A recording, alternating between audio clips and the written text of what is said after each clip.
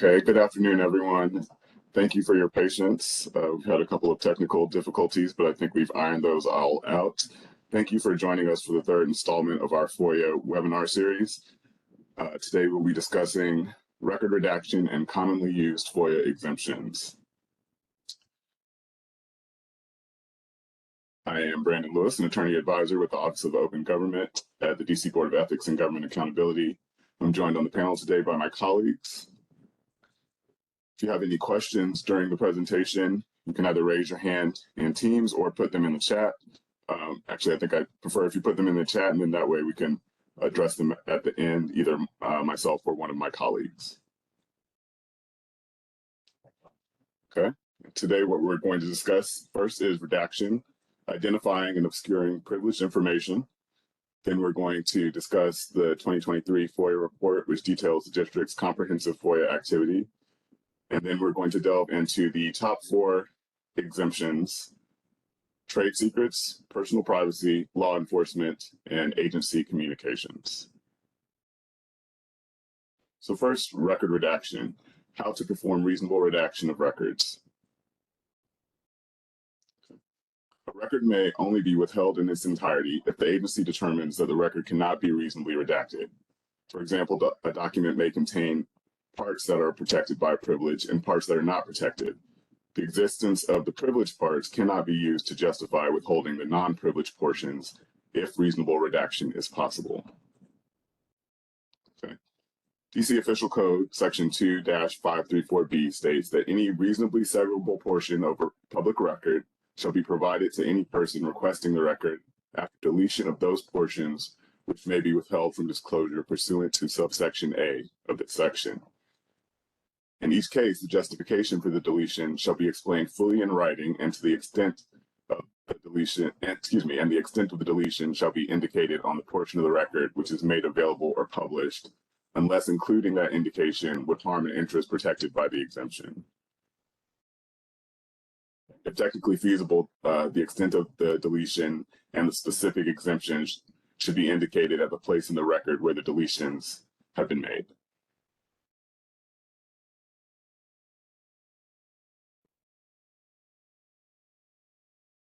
Okay, some questions to ask yourself when redacting. Am I withholding an entire record? Are parts of the record not exempt? And if I remove the non-exempt portions, is the document still legible? Okay, question 1, am I withholding an entire record? So first you would want to ask yourself, did the search find responsive records? If the search yields nothing, then you're not withholding a record. Is the requester receiving everything that was found? If the requester got everything that was found, then you're not withholding an entire record. Question 2, your agency is withholding an entire record. What is the basis for withholding it? Okay, and when considering this, you should ask yourself, if you were to pick any random part of the record, would that basis be applicable? If yes, then it's proper to withhold it in its entirety. If no, then you should be redacting and producing the record. Is the reason of personal privacy? Does the entire record raise privacy concerns? For example, like a tax return in which all of the information would tend to reveal private details, or only parts. For example, a work email that is primarily composed of work content, but may contain a personal postscript, such as about a medical procedure or perhaps what you're doing with your family that weekend. In such a situation, redacting the personally identifying information may preserve privacy. If the record contains non-exempt content, then you must produce the non-exempt content to the requester, even if you redact some content, for example, to prevent a clearly unwarranted invasion of privacy. Question 3, are portions of the record not exempt? Are you withholding due to attorney-client privilege? Is all of the document embraced by that privilege, or was part of the communication shared with a third party? So you would want to consider that. For instance, if all of the document was covered by the privilege, then you would withhold it. But if part of the communication was shared with third party, then the privilege would be broken. Is the reason deliberative process? Does the entire record raise privacy concerns? Again, with the example of the tax return, or partial, an email that contains both work with a slight bit of personal information at the end. Is the entire document part of the deliberation, or parts of it definitive statements of already established policy? And does the document contain purely factual information such as charts and graphs? And was the record shared with a third party? Question 3, are parts of the record not exempt? Are you withholding due to a commercial interest? Would the release of the entire document cause harm? Or would only the release of dollar amounts or other such figures cause harm?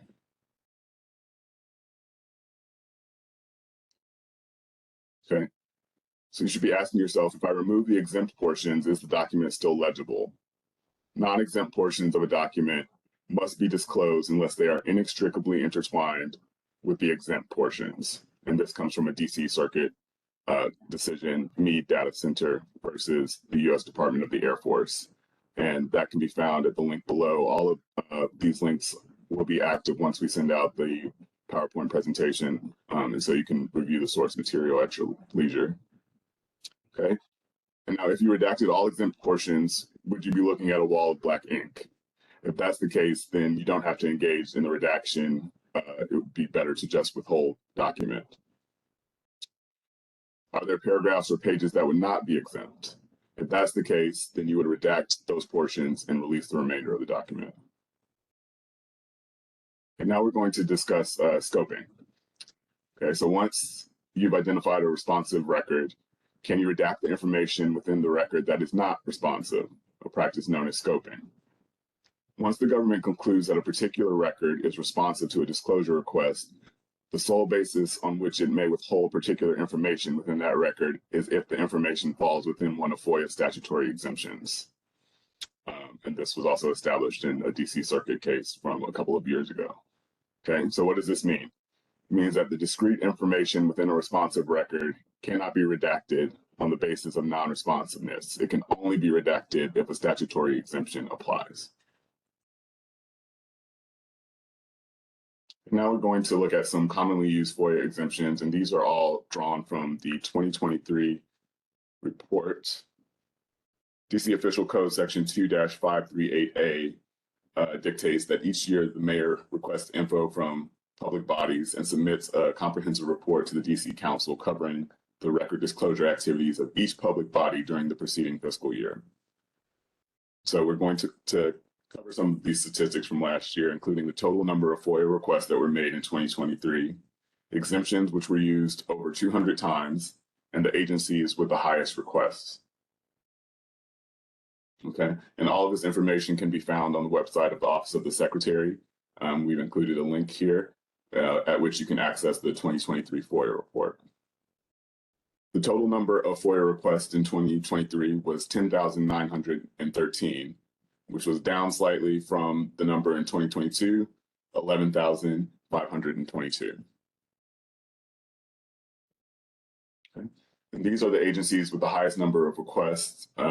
You probably wouldn't be surprised to know that MPD and Fire and Emergency Services are the top two, and they're followed in third by the Department of Buildings, which was formerly a part of DCRA. These are the most frequently used DC FOIA exemptions. Exemption 1, trade secrets. Exemption 2, personal privacy. Exemption 3, law enforcement. And Exemption 4, agency communication. Now, a brief description of each of the exemptions. Exemption 1 protects trade secrets and commercial or financial information obtained from a person that is privileged or confidential. Exemption 2 protects information about individuals when the disclosure would constitute a clearly unwarranted invasion of personal privacy. Exemption 3 protects certain investigatory records compiled for law enforcement purposes, including the records of counsel investigations. And Exemption 4 protects interagency or intra-agency deliberative and pre-decisional materials written as part of the decision-making process in DC agencies. And now a bit on the application of federal FOIA to DC FOIA. DC FOIA is modeled on the corresponding Federal Freedom of Information Act. And that's established here in a DC court decision, Berry v. Washington Post Company. Accordingly, decisions construing the federal statute are instructive and may be examined to construe the local law, where the language is identical, as established in Washington Post Company v. Minority Bus Opportunity Commission. So now we're going to start with Exemption 1, trade secrets. To withhold responsive records under Exemption 1, the agency must show that the information, 1, is a trade secret or commercial or financial information, 2, was obtained from outside the government, and 3, would result in substantial harm to the competitive position of the person from whom the information was obtained. And that is DC Code Section 2-534A1. The protection of proprietary interests from public disclosure. To withhold responsive records under Exemption 1, an agency must show that the information, as just mentioned, is a trade secret or commercial or financial information, was obtained from outside the government, and would result in substantial harm to the competitive position of the person from whom the information was obtained. The DC Circuit has defined a trade secret for purposes of the federal FOIA as a secret, commercially valuable plan, formula, process, or device that is used for the making, preparing, compounding, or processing of trade commodities, and that can be said to be the end product of either innovation or substantial effort. And then you can see the site after that. The DC Circuit has also instructed that the terms commercial and financial used in the federal FOIA should be accorded their ordinary meanings. Exemption 1 has been interpreted to require both a showing of actual competition and a likelihood of substantial competitive injury.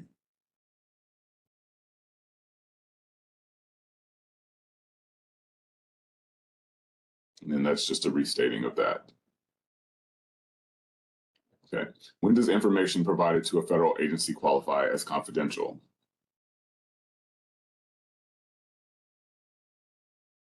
The Supreme Court held that information is confidential and protected if the information is customarily kept private or at least closely held, and where the receiving party provides some assurance that the information will remain secret.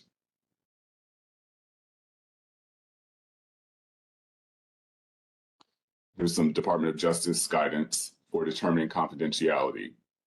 So you should ask yourself, does the submitter customarily keep the information private or closely held? If your answer to that is no, then it is not confidential. If the answer is yes, then you would move on to a second question.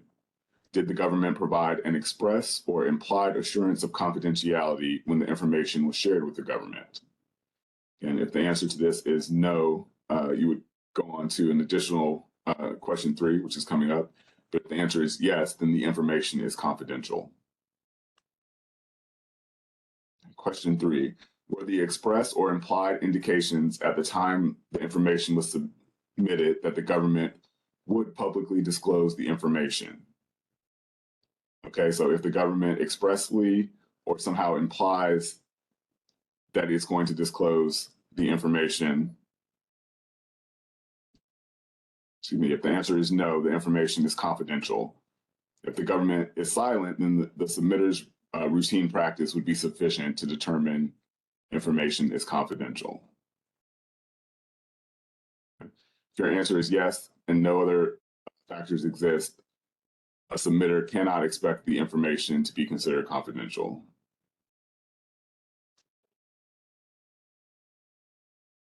Okay.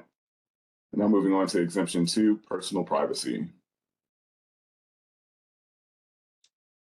Exemption 2, information of a personal nature where the public disclosure thereof would constitute a clearly unwarranted invasion of personal privacy. That's DC Official Code Section 2-534A2. Here are some case examples. DC FOIA exempts the release of pre-sentence reports, academic records, mental health assessments, and other records pertaining to prison inmates' applications for minimum sentence reductions. That's Hines v. Board of Parole. DC FOIA exempts personal information of public employees unless the requester shows that the withheld information would shed light on an agency's performance of its statutory duties or otherwise let citizens know what the government is up to. And that comes from Fraternal Order of Police v. District of Columbia. Okay, DC FOIA's privacy exemption is broader than that of the federal government. Unlike the language of the federal statute, which limits its comparable exemption to personnel, medical, and similar files, the disclosure of which would constitute a clearly unwarranted invasion of personal privacy, DC FOIA exempts all information of a personal nature, the disclosure of which would constitute a clearly unwarranted invasion of privacy.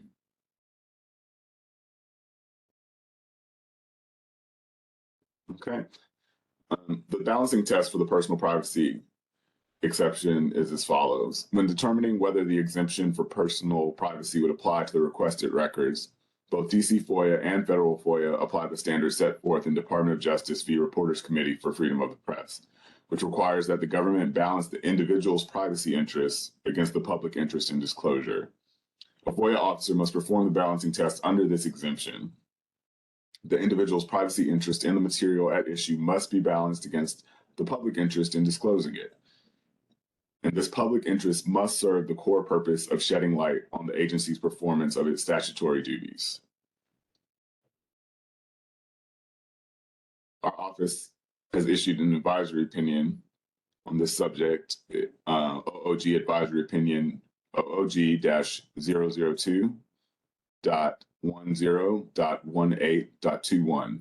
Excuse me.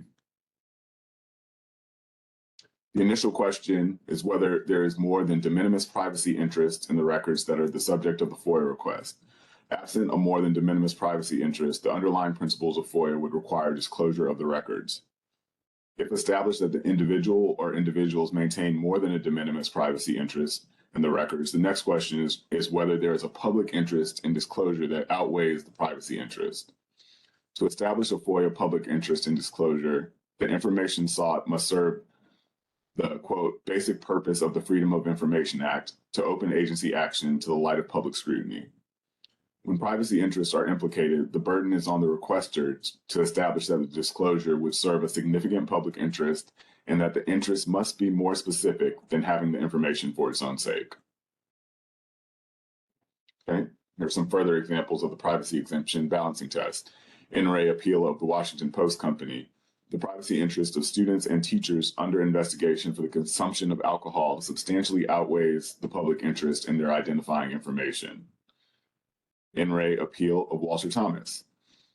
May disclose names, professional qualifications, and work experiences of successful job applicants, but refuse to disclose other private information such as home telephone numbers and addresses, social security numbers, marital status, and personal references or any information regarding unsuccessful job applicants.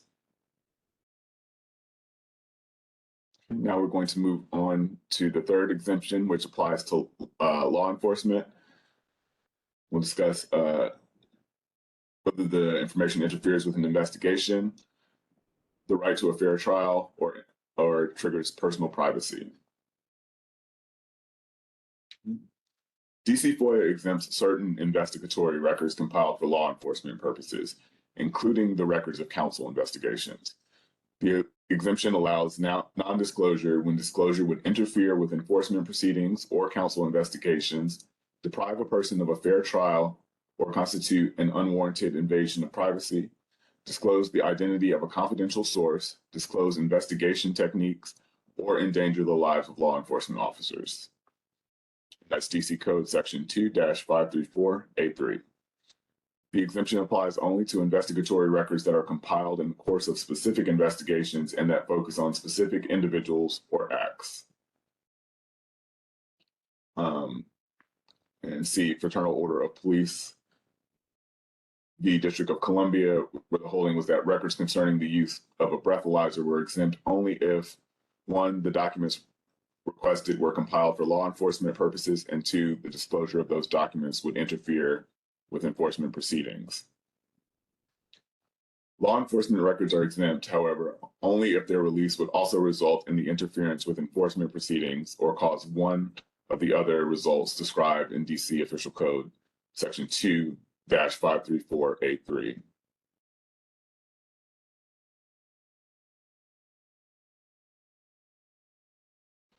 So the threshold requirement for this exemption to apply is the record or information sought must have been compiled for a law enforcement purpose.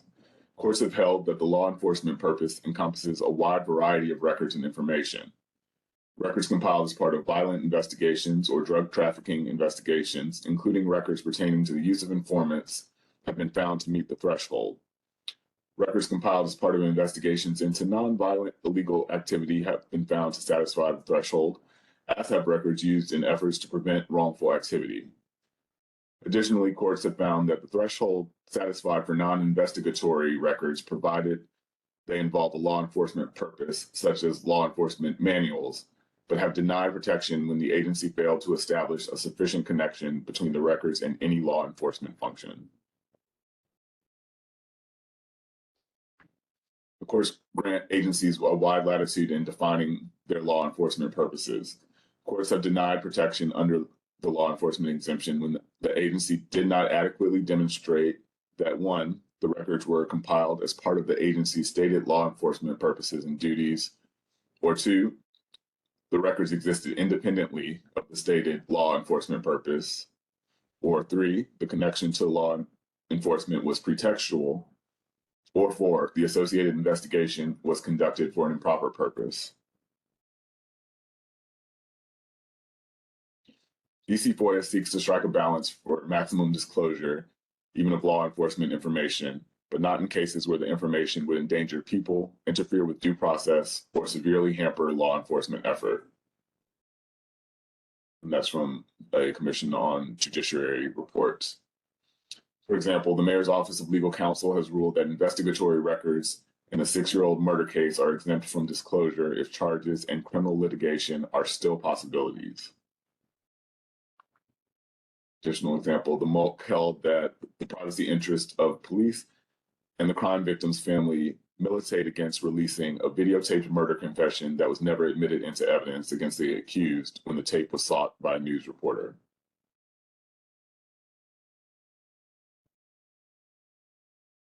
And the MOLC has also held that disclosing a police officer's records regarding an investigation into her alleged drug abuse when no disciplinary charges were brought and absent allegations that the investigation was mishandled would serve no public purpose.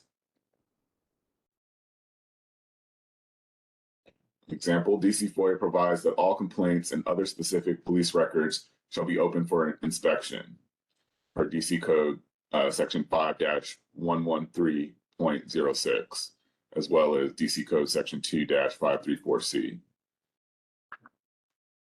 This section shall not operate to permit non-disclosure of information of which disclosure is authorized or mandated by other law. Therefore, the names of some 70 police officers and information about criminal charges filed against them were required to be disclosed under Section 5-113.06.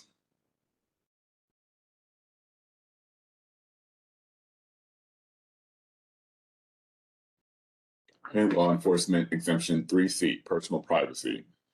Exemption 3C provides an exemption for disclosure for investigatory records compiled for law enforcement purposes, including the records of counsel investigations and investigations conducted by the Office of Police Complaints, but only to the extent that the production of such records would constitute an unwarranted invasion of personal privacy.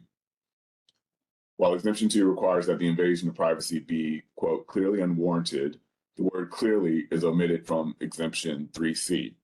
Thus, the standard for evaluating a threatened invasion of privacy interest under Exemption 3C is broader than under Exemption 2. And again, see United States Department of Justice v. Reporters Committee for Freedom of the Press. Records pertaining to investigations conducted by the MPD are exempt from disclosure under Exemption 3C if the investigations focus on acts that could, if proven, result in civil or criminal sanctions. The exemption applies not only to criminal enforcement actions, but to records compiled for civil enforcement purposes as well. Determining whether disclosure of a record would constitute an invasion of personal privacy requires a balancing of one's individual privacy interests against the public interest in disclosing the information. Absent substantial allegations of wrongdoing, courts generally recognize that law enforcement personnel have a privacy interest in non-disclosure of their names due to the potential for harassment or embarrassment if their identities are disclosed. See, for example, Dorset v. United States Department of the Treasury, as well as Abraham and Rose PLC v. United States, stating that clear privacy interests exist with respect to names, addresses, and other identifying information, even if it is already available in other public filings. Okay. That brings us to agency communications, interagency or intra-agency memos, interagency or intra-agency letters, and litigation-related matters. Okay. Agency communication, interagency memos, and letters, as covered under DC Official Code Section 2-534A4. This exemption covers interagency and intra-agency memorandums or letters, including memorandums or letters generated or received by the staff or members of the council, which would not be available by law to a party in litigation with a public body. Litigation-based exemptions. DC Official Code Section 2-531A4 provides an exemption from disclosure for privileges which could be asserted in litigation, such as the deliberative process privilege, attorney-client privilege, and the attorney work product privilege.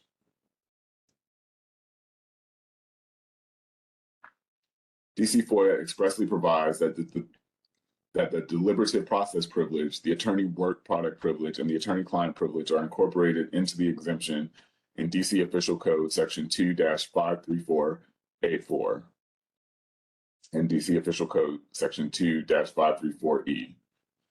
Historically, the MOLC has used the common law deliberative process privilege to find documents are exempt from disclosure under DC Official Code Section 2-534A4 because they would not be available to a party in litigation with the agency.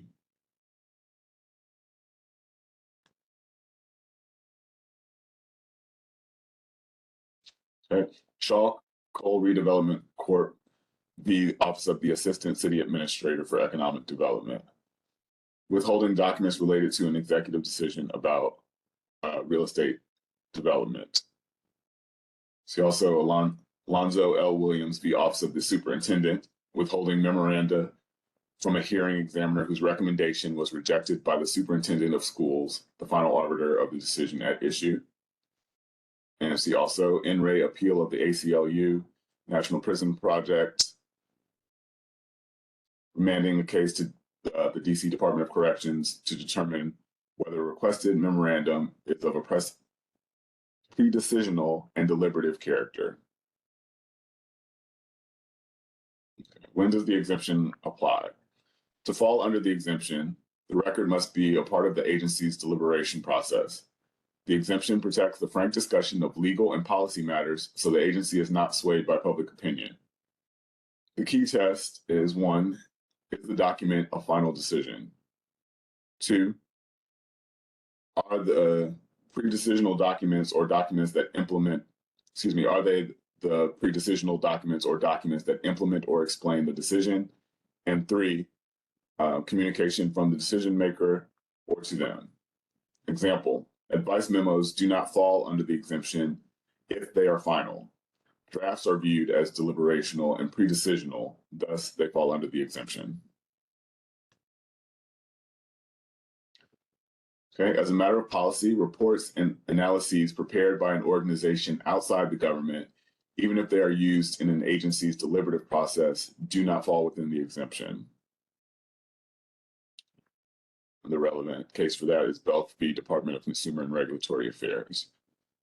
To hold, from which the quote comes, to hold otherwise would be to rule that the independently initiated, prepared, and funded reports of a private organization, which that organization desires to withhold from public scrutiny and discussion, but to have used by governmental agency as the basis for important public policy decisions would be immunized from disclosure.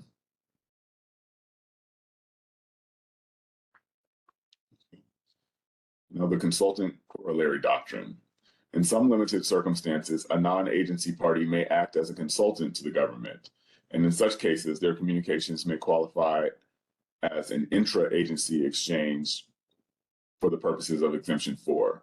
This extension of the intra-agency relationship to cover such agency consultants is generally referred to as the consultant corollary.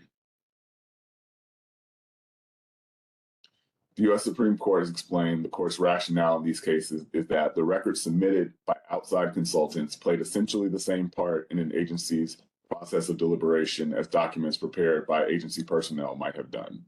And that comes from Department of Interior v. Klamath Water Users Protective Association.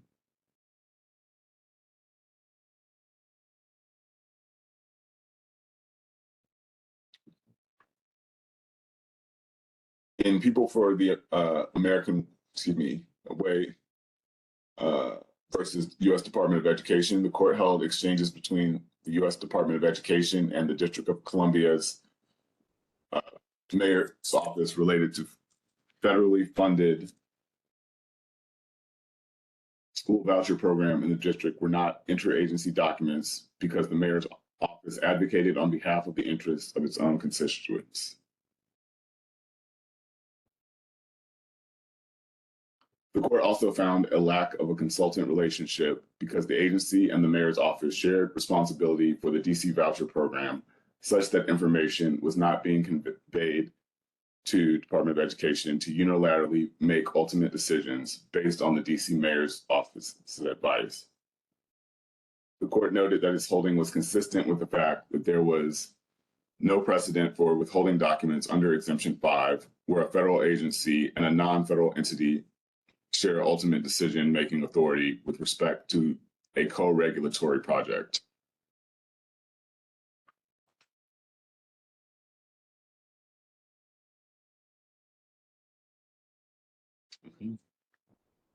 And sorry, I know it was probably moving at lightning speed there, but just to review the exemptions that have been covered. Exemption 1, trade secrets. Exemption 2, privacy. Exemption 3, law enforcement. And Exemption 4, agency communication.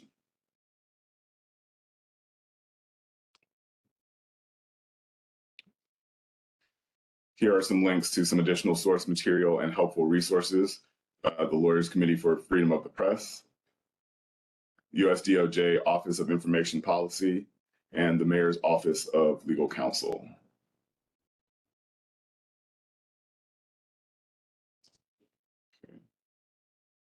This time, if you have any questions, please either raise your hand in Teams or if you could put them in the chat.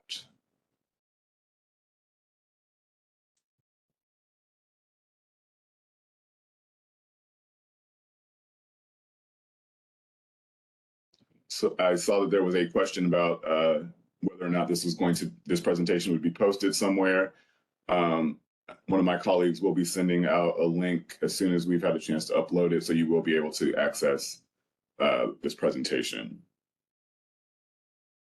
Okay, and additionally, we hope that you all will join us for our remaining webinars in the training series. And that is next week, the FOIA litigation update on August 6th with my colleague, Anthony Skirbo, as well as preparing a FOIA civil case and FOIA defensive litigation on August 13th.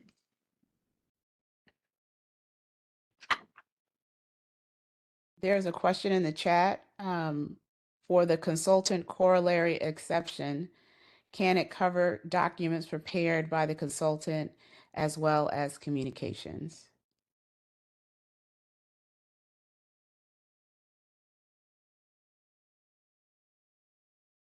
Sorry, can you repeat that question for me one more time? For the consultant corollary exception, can it cover documents prepared by the consultant as well as communications from the consultant? I believe the takeaway for that was if those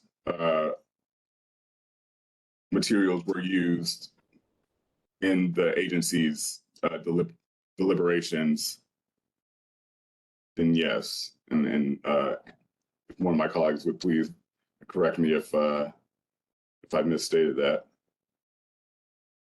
No, I believe you stated that correctly. Just to keep in mind, when you're looking at consultants and contractors and others, you're looking at the role that they're playing, and if they are standing in the shoes of the government when they are exercising that function.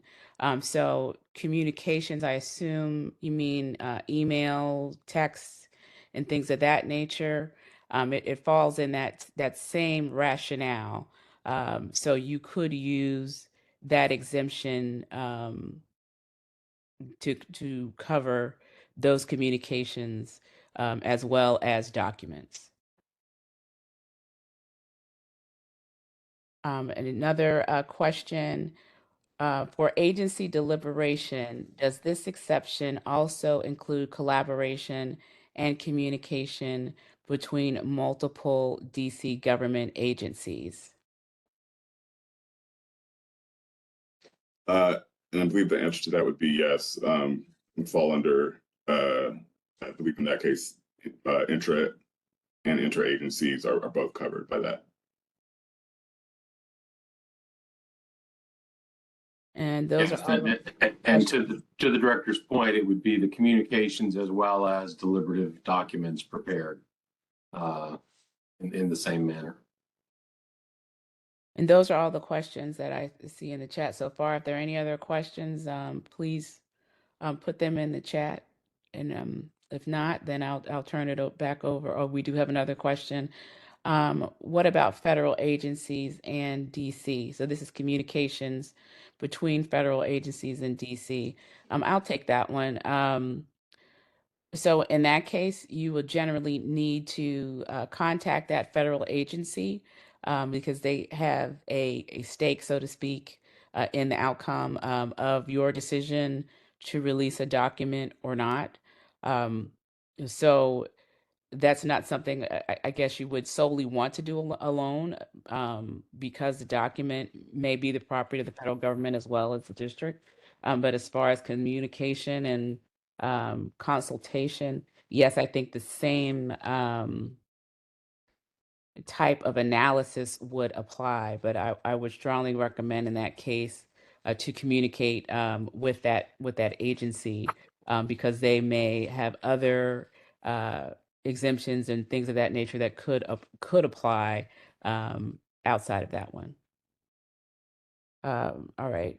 What is the practice for asserting exemptions when one agency, specifically a non-subordinate agency, has documents of another agency? And I'll send that over to you, Mr. Lewis, or any of my other attorneys who'd like to answer it. And again, the question is, what is the practice for asserting exemptions when one agency, specifically a non-subordinate agency, has documents of another agency? So if I may, that immediately involves a consultative process with the other agency, which does need to be factored into your time calculations. But if you have another agency's documents for purposes of deliberative or pre-decisional, nevertheless, they are those agencies' records. And you do want to consult with them in terms of their exemption analysis, their scoping, et cetera. So you would want to, in fact, engage in that dialogue with the other agency.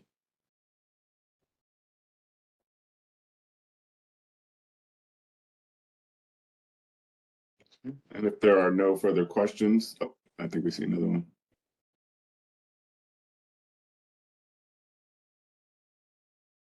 That question is regarding the other agency's documents. I agree regarding the dialogue. Is this written into policy anywhere? The place that you would look for any more detailed explanation about FOIA would be case law and also the regulations. So as far as policy documents, for the executive, that would come from the mayor's office, or if it's electronic, it would come from Octo. So I guess it would depend on the agency and what the nature is of what's being produced as to whether there is a policy that you would need to look to.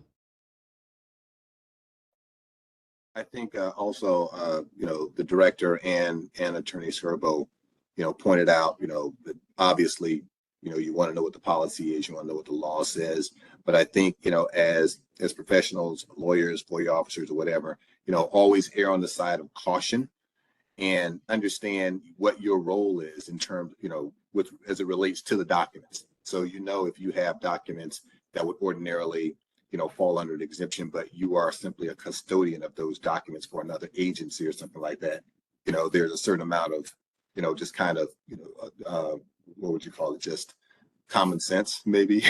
Is that the word we use? Or, just Professional courtesy as well. professional courtesy that would, that would lead you to the road to understanding, hey, I know this document had, a certain amount of confidentiality, whether it was privacy issues or any of the other exemptions that were involved, but they're not really our document, red flag, before someone else requests these documents, as Attorney Skirbo said, dialogue, always err on the side of caution by, speaking to the agency. And of course, that's the reason why we're here. If you have any questions about that kind of stuff, it's better to not release something that you should release initially than to release something you shouldn't have released.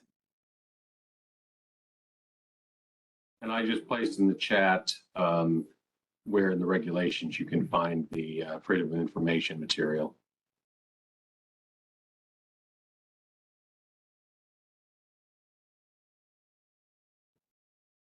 Okay, and if there are no other questions, you can always reach us either by email at opengovoffice@dc.gov. I've also included the number to the office here, as well as our individual emails.